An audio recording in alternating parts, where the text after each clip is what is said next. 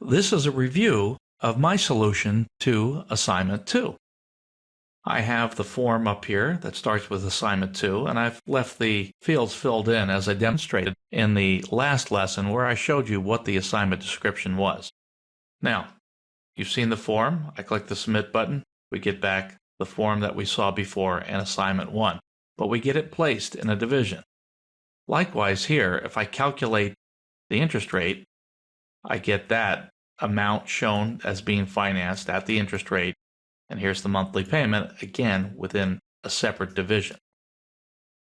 If I leave information out and calculate it, I get please enter amount, please enter an interest rate. Here, I caught both errors in one swoop.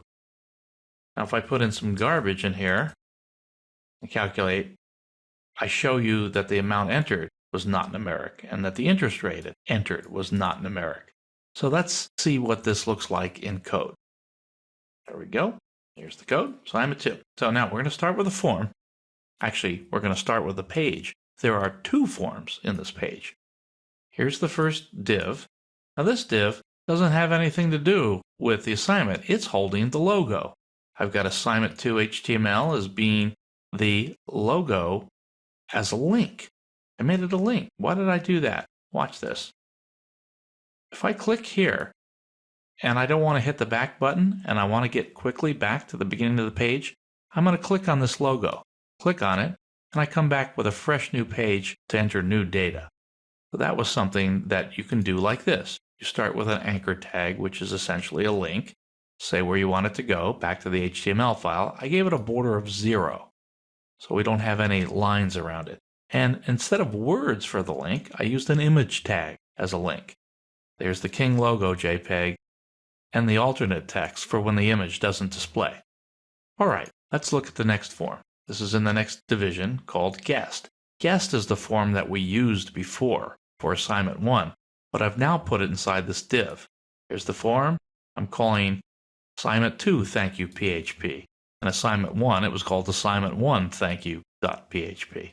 Same code, same form, just brought into this new division. The next division is the calculator division, which, again, I put a paragraph at the top there, and I started a new form and a table. I got things to line up nicely by putting it in a table. You may recall we did this in an earlier lesson to get things to line up nice. So the amount financed, the interest rate, all part of input type equals text. Okay? And then the submit button. I chose to put the submit button after the table. You can put it in the table if you'd like. So those are 3 divs. Let's look at those in the CSS file. This is the king_2.css. A lot of things we've seen before, but let's go all the way down to the bottom and we'll look at the 2 IDs. Remember, when you have a pound sign in front of an ID or in front of a name, it refers to the ID of the division. We're always using position absolute here, and I positioned these down a little bit farther than I did in the earlier examples in the class because I have a logo that I have to make sure that I drop below. The logo was about 70 or 80 pixels or so, so I didn't want to start my form until I'm down about 100 pixels. Likewise, the left was fine. The first division is left just 10 pixels, but remember, the next one is to the left, this time 550 pixels, because I add the left to the width, and that puts it out 510 pixels from the left right there. So I know if I don't want overlap, I've got to go a little farther. There are cases in design where you do want overlap of divisions, but we're not going to do that here. So you've seen this stuff before, the different colors, special color code to get the color to come out as I'm showing it. Let's go to the thank you PHP. This is the one from the form. It looks very much like what we had before, but the only real difference is I'm carrying through the div ID guest here instead of just displaying the information on the page. Notice up here that I've got the king2.css file being referred to. So I use div ID guest here and go back to the original form. I'm going to scroll all the way up. I used div ID guest here. So I didn't have to redefine it by placing the CSS file up here at the top as a style sheet, then I can take advantage of those definitions for those boxes, those divs that are boxes on the page using the box model.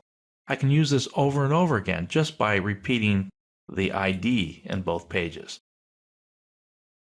Here, when we look at assignment 2 mortgage.php, I did something very similar. I used the King2 CSS file and I have mortgage results as my division ID.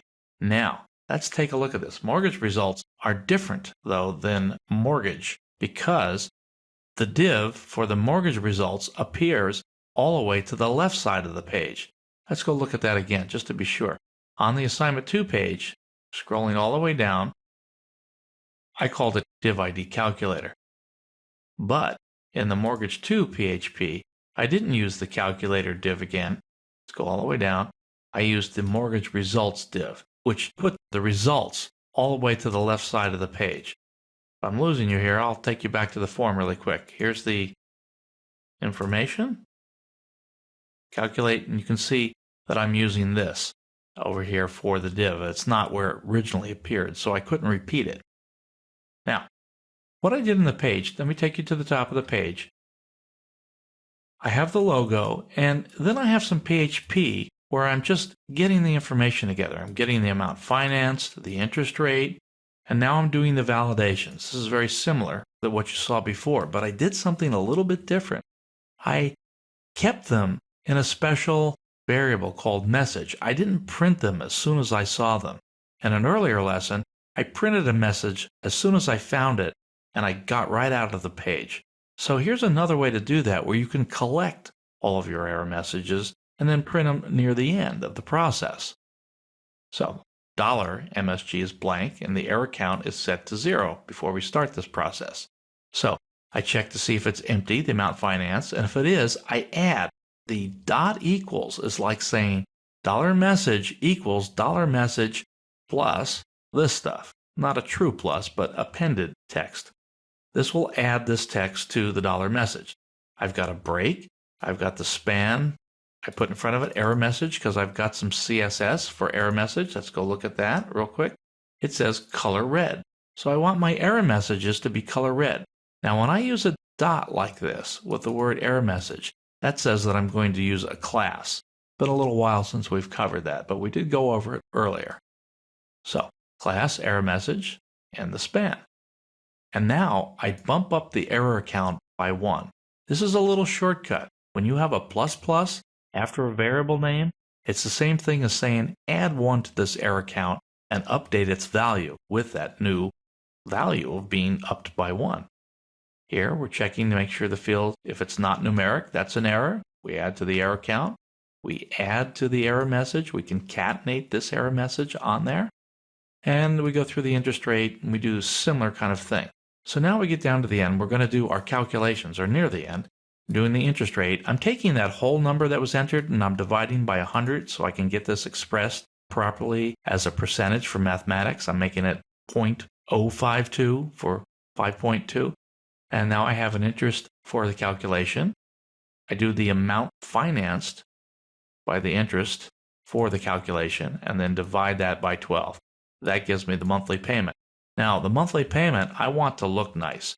So you use the number format function that we saw earlier. I just say, that's the monthly payment. Show me up to 2 decimal places and put it in a field that I label monthly payment formatted. Go down here to mortgage results, and here I've got in a PHP block. Notice how I can open and close them. I have one open here, and then I have a div here that's just native HTML. That's not coming out of PHP. You can open and close as many PHP blocks as you want. So I make a decision here. I say, if that error count is greater than 0, that means we got an error somewhere, so print the messages. And that's all I print. Else, if I didn't get an error, mortgage count is not greater than 0, then I print this other class called top of div, mortgage calculation. Then I print out you finance. Now see how I put the $sign here within this string? That's because this is just something to see. It's not really part of the number. I put it in front of the number here. Then I add an interest rate. of interest rate, and I concatenate the percent sign and the ellipsis. So these are little formatting tricks. And again, here I put the dollar sign as part of a string so it would appear in front of the amount formatted. It's not part of it natively, so you have to stick it in there. There's other ways to do this. This is just one way to do this.